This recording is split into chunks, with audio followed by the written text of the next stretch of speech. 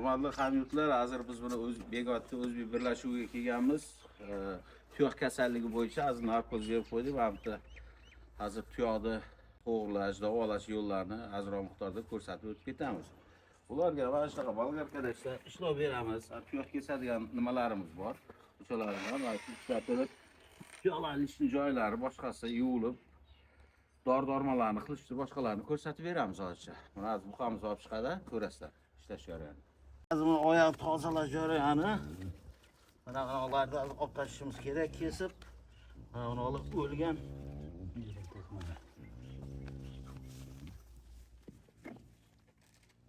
Mana shu kasallik asoratida mana shu. Mana shularni olmasa bo'lmaydi.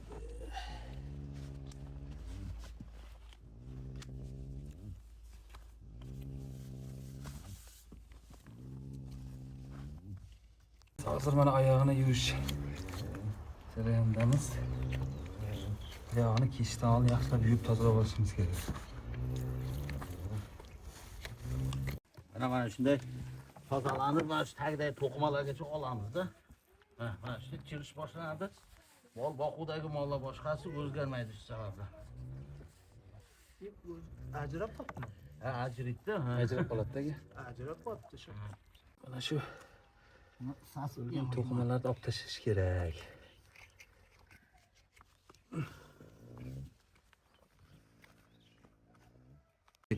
Mana bu tuyoqning orasi mana chirish boshlangan o'zi bu chirish.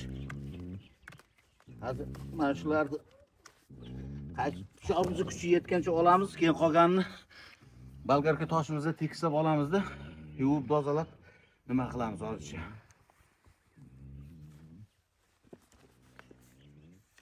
Bu yoqdan ajrab ketgan. Mana mana bu yoqqa ketgan mana. Mana shuni ochib qo'yish kerak bo'ladi. Mana ko'rasizlar mana. Mana shuni ochib qo'ysa, mol tezroq tuzaladi. Xudo xolasa.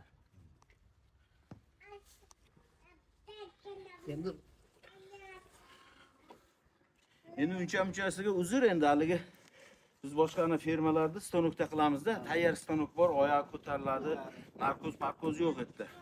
Fiksatsiya zo'r bo'ladi. Ish sifatli bo'ladi. Endi azroq bu yerda qiynalamiz, to'g'ri, lekin baribir vazifamiz, ishimiz shu ekan, shuni qilamiz. Endi boshqa iloji yo'q.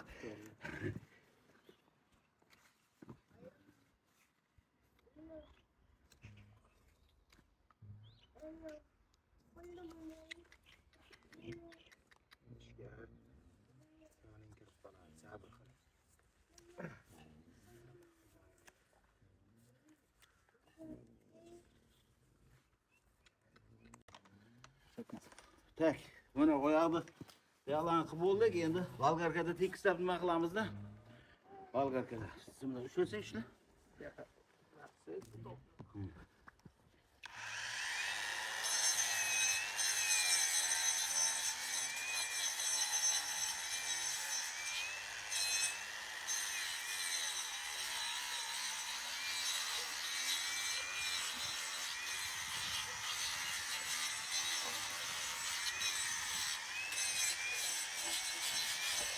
Nima deydi? Pedikur deydimi? Shunaqa pedikurni qildik. Yuvib tozalab qo'ydik, kesdikmi? Tak, nari oyoqni bog'laylar tezroq. Bo'ldi. Yeching tez. Bu oyoqni shunday bog'laylardi.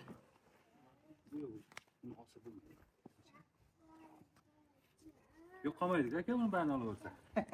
Qaramaga.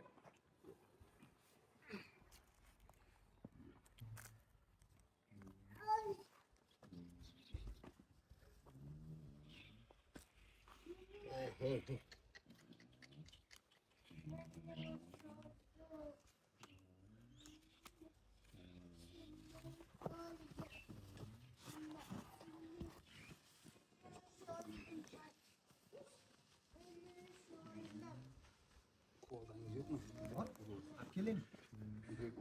Siz ko'p qon chiqib ketadi.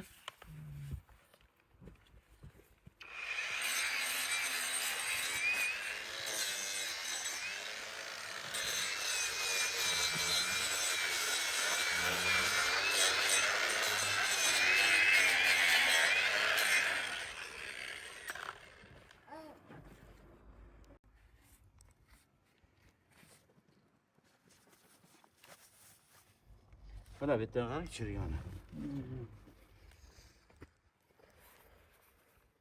Azroq qon chiqsa, boshqa chiqsa, voy deb vahima qilib o'tirmaysiz. Bahrim aka.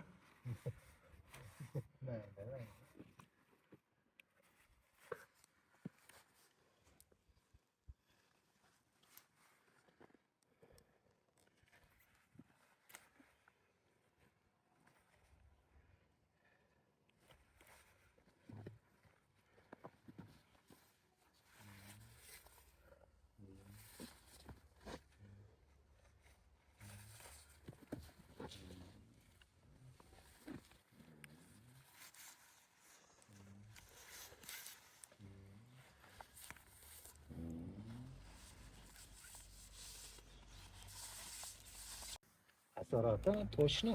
Ana qarang, ochadi. Yangi tuyoq. Yangi tuyoq. Yangi kalisi bo'lyapti ekan onda bu Ha, qayish. yangi kal. Yangi kalish.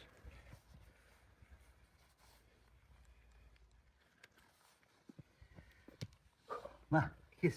Ushlang oyog'ini. Azroq shunaqa terlatadi, charchatadi, endi kuch kerak-da mana bunga narsaga. Ko'rsalaringiz buni bir qavatini olib tashladik. O'sha taydan chirish boshlagan ekan. O'sha nikrobatsiliozda u yog'i. U keyin juda ishi og'ir bo'ladi. Aka endi chiqib aytgan nimasi bor ekan, xudo xolasa yomon emas. Tezroq tuzalib ketadi. Bir 4-5 kun boring, yana bir hafta bo'lsa, uncha oyog'ini yuvib turadi, dorisi yuvib turadi. Shu bilan yaxshi bo'ladi, xudo xolasa. Tak. Sen unisini olavermay, tagida sekin-sekin. Ikkalasi sessiz qilmasak hozir.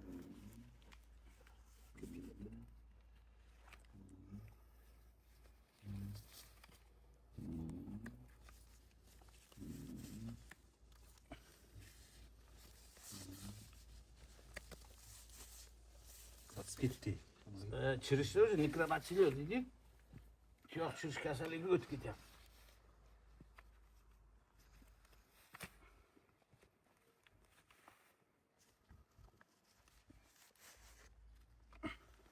Olur.